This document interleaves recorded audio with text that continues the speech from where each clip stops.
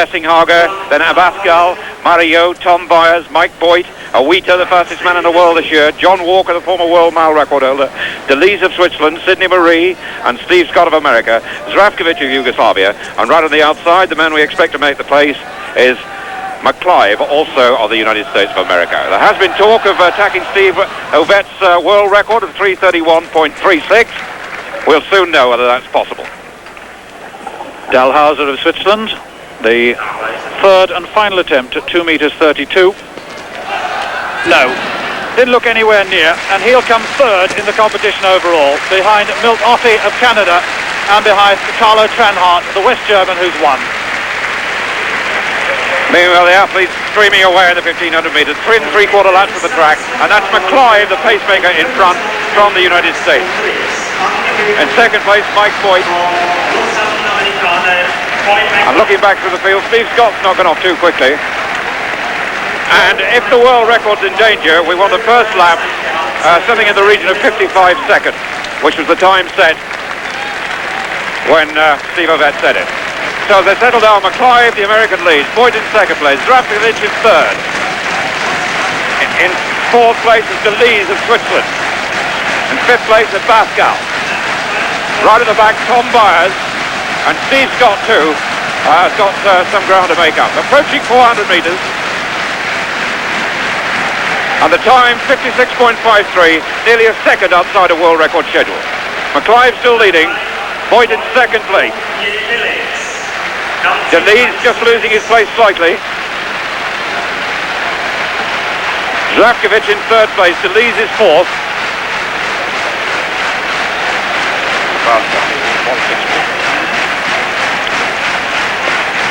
Rhythmic clapping all the way around the stadium, encouraging the athletes on their way. Still McClive leading. Boyd in second place. Zdravkovic third. DeLise is fourth. Abascal in fifth place. Steve Scott is sixth. And there's some bumping and boring at the back. Seventh is the tall figure of May of Italy, who was a late entry. He's four from back. Right at the back still, Tom Byers. And just in front of him, Thomas Bessinghager, who won the European Cup 5,000 metres on Sunday. 2 laps completed. And the time 1:55.65 as opposed to the world record pace of 1:53.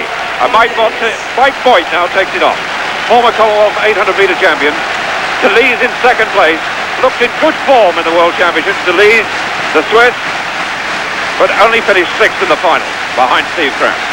Boyd still leading. DeLise in second place. Steve Scott now has gone third. Abascal is fourth. Zdravkovic 5. Mario of France is sixth place. And it's bedlam in this stadium as they hope the Swiss in second place can do something. Boyd, DeLise, Abascal comes through now. Steve Scott in fourth. Mario 5. And Bessinghager moving his way through too. Bessinghager's making a long run from the back. He did 3:49 in Berlin last week for the mile, so he's in good form, but he left himself a lot to do. Still Boyd in front. Abascal in second place, the Spaniard. Third is Steve Scott, the American record holder. Fourth, Mario of France. Still improving on the outside now, the veteran John Walker, who also did 3:49 last week, but got blocked badly then. 200 metres to go. The Spaniards made the long strike. Abascal still leads. Steve Scott in second place, getting inside Mike Boyd. Also coming through on the inside is DeLise of Switzerland. Just over 100 metres to go. And it's still Abascal with Scott now waiting to attack. And Steve Scott comes on the outside. And Mario got knocked over there. And it's Scott on the near side, being challenged by DeLise of Switzerland.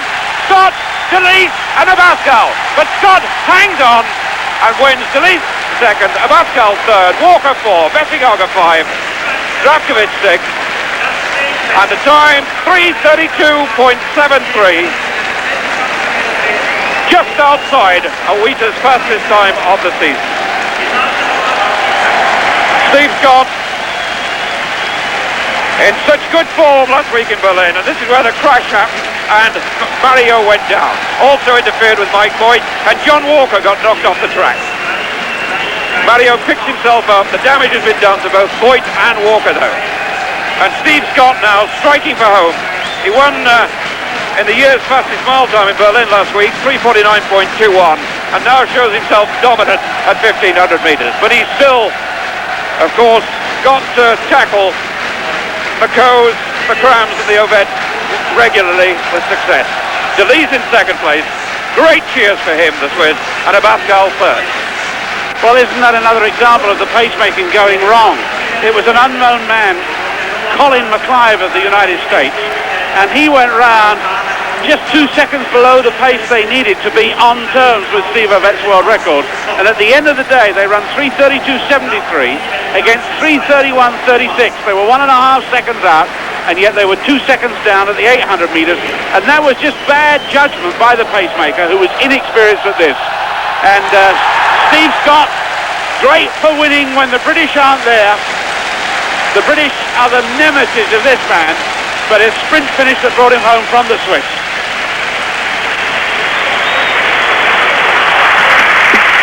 Running fast times. They keep attacking the world record, Steve Ovet's world record, but it's survived a lot of attacks over the years, and really it's looking now like there's only 1 or 2 people in the world who are capable of beating it, and I think it's Ovet himself, Crammy, and possibly Steve Scott. Well, it's most unlike Steve Ovet really to give notice of wanting to break a world record, and it looks like having a go next week in Koblenz.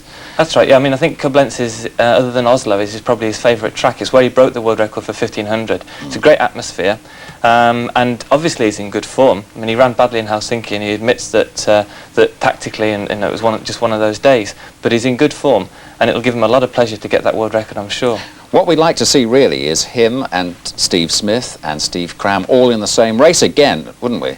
That would be fantastic. I mean, that's, although the Helsinki is the one that matters, that's finished over with. Cram is #1 in the world. But it would be great to see them all running in a race that's fast and actually putting the head on the block again and going for it. I mean, it'd certainly be good for the public. Are we likely to do that, David, or are they no, going I think to at avoid least, each other? hopefully, you know, either in Koblenz, Brussels, or the Cope meeting, we'll get at least 2 of the 3 of them together again.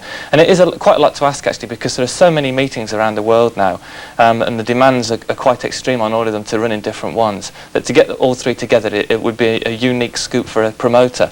But at least if we can get 2 of them together, and if the pace is set up, it makes an interesting finale to the season. But surely Scott would like to get together with Cram again to show that he's as good, wouldn't he? I mean, he doesn't want to let sort of Cram dominate things. That's right. I mean, Steve Scott is the sort of bloke that would run any race against anybody anywhere. But really, Steve Cram's got the upper hand now. It's his decision when and where he runs, and the others have got to be prepared to fit into what he wants because he's world champion. There's a lot of interesting sort of politics around who runs what and where in the last few races of the season. But as I said, I think that the promoters will be working hard to get them together again, and certainly the public would love to see it. Okay, Dave, thanks very much indeed.